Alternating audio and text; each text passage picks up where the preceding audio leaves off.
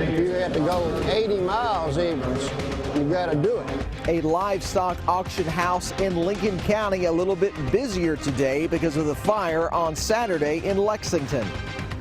A Lincoln County constable says he's already forgiven the man charged with trying to kill him last week. 3 armed robberies at 3 gas stations in Anderson County in the same month. Why the state police, the sheriff's office, and Lawrenceburg police are investigating.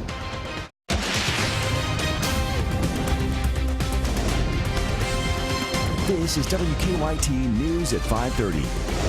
Lexington firefighters still cleaning up after Saturday's massive fire at the Bluegrass Stockyards. But even though the stockyard is destroyed, business must go on. State leaders visited the site today to get a look at the damage for themselves. Firefighters still don't know what caused the fire. But while they investigate, the farmers who depend on the Lexington stockyard location had to go to one of the other stockyards in the area to sell their cattle. Our Phil Pendleton talked to farmers who had to find a new place to go in our top story at 5:30. I'm more or less just sitting here waiting for the sale. Harold Taylor drove 80 miles to Stanford Monday, a stockyards trip that before Saturday was only half that distance to Lexington. For years I've been doing that at Bluegrass Stockyard. It's kind of an easy trip for me. But Saturday's fire destroyed that easy trip. It took away years of memories for him and many farmers. It broke my heart, I tell you. It surely did. I've known the people that owned it and worked there for 40 years. I've known them for a long time. They're just like family to me, some of those guys are. The manager here at Bluegrass South told me they had hundreds of cattle come in overnight, and overall business today was up about 50%. Stanford's auction house keeps jobs alive for dozens of bluegrass workers and a local marketplace for farmers. If you have to go 80 miles even, you've got to do it. Because you raise cattle to sell, and you sell them at a stockyard unless you sell them to your neighbor. A longer trip to get a check yet today. Seems like cattle are selling fairly good this morning. A longer drive, a different place, yet farmers say they're getting the same service they've come to enjoy over the years in Lincoln County. I'm getting treated real good here this morning. Phil Pendleton, WKYT. Bluegrass livestock officials say they're still having 6 days of auction sales, all but in several different locations. We are tracking some record high temperatures for our Tuesday, but those warmer temperatures will come with a price. Chief Meteorologist Chris Bailey has an early look now at a wild forecast. Yeah, things getting a little busy as we go into our Groundhog Day. You know, normally in the world of weather, Groundhog Day is kind of a laid back, fun day. That's not the case this go around. You mentioned the threat for some big thunderstorms coming after record highs tomorrow afternoon. Short term, it's good out there. Nothing going on across central and eastern Kentucky. Live look at our four of our cams, mini cams scattered across the area, showing clean sailing on the roads and temperatures that are 50 degrees or a little better. Where are we going as we go through the next few days? Look at the warm air, Louisiana, Texas. By tomorrow afternoon, that surge of warm air is right on top of Kentucky as a plains blizzard begins to crank up. Now, we're not talking about a blizzard this go around, obviously. We are talking about being on the warm sector of that with high winds and the possibility of strong and severe thunderstorms. It's a wind advisory that is out for the entire state.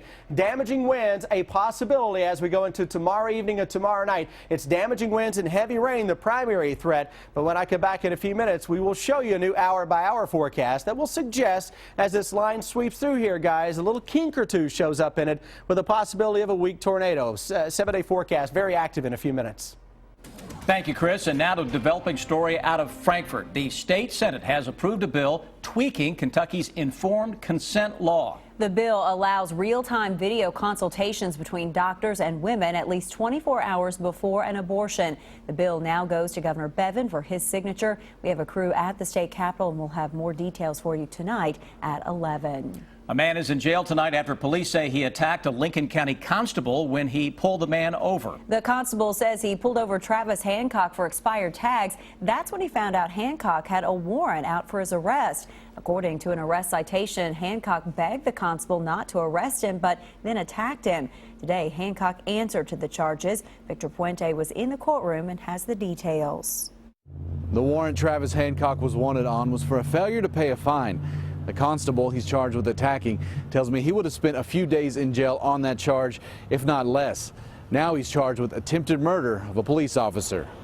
Constable Delbert Mitchell says he was only intending to give the driver of the car he pulled over last Friday a warning to get new tags. Then he ran the driver's information. ID come back to a suspended license with a warrant on it. He says when he told Travis Hancock he was going to arrest him, the 33-year-old attacked him.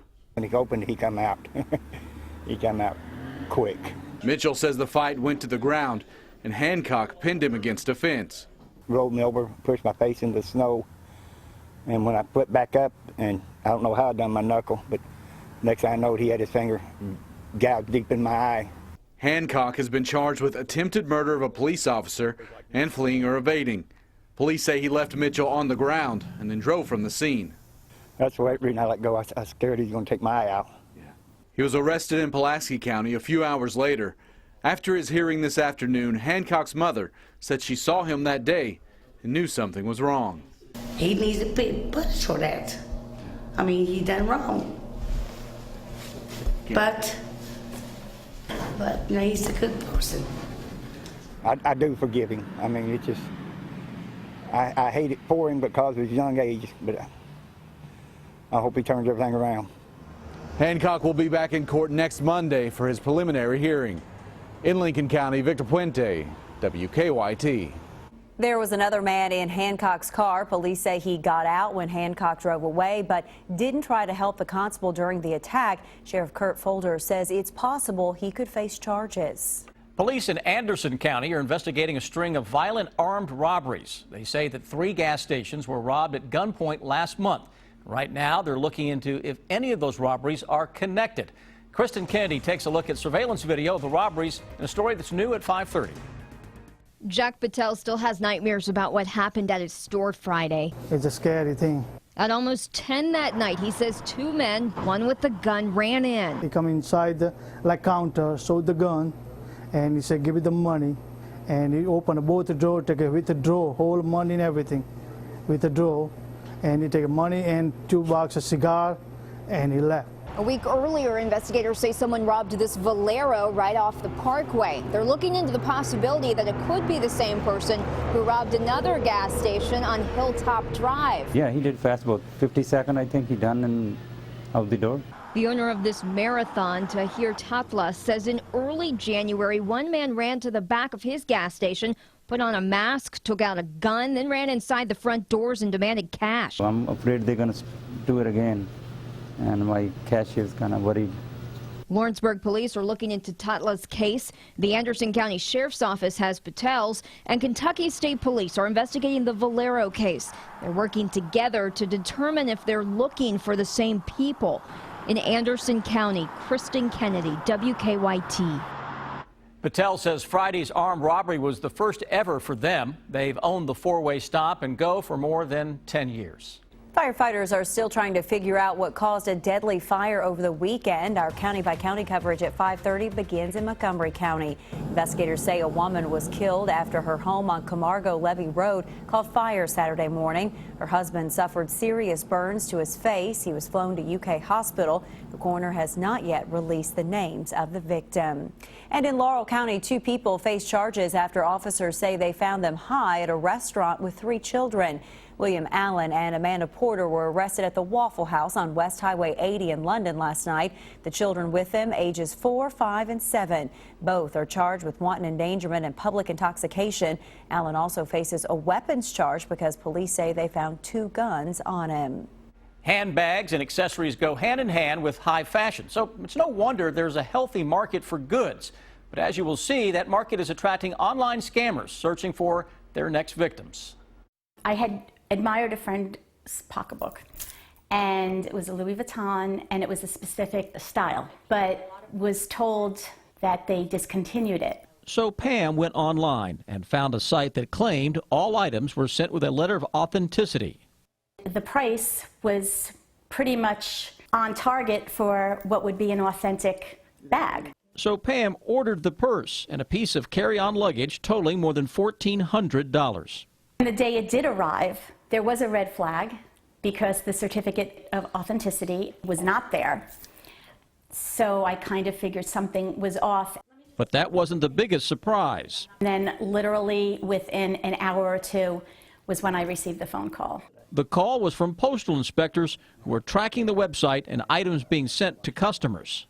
We're going to confiscate the bag as evidence. The investigation began after several customer complaints were filed.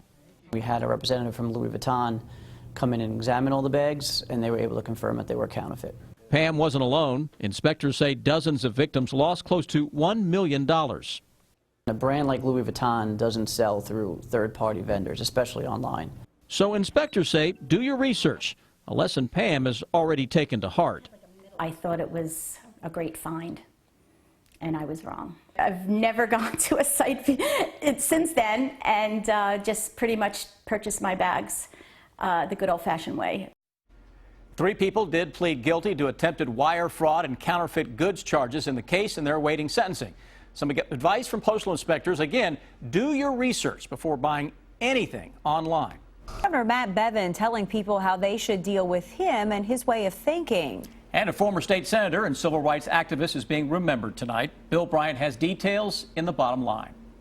Good evening. Governor Matt Bevin acknowledges that he can be headstrong, but he enjoys healthy debate, and he says he will change his mind if he thinks the facts call for it.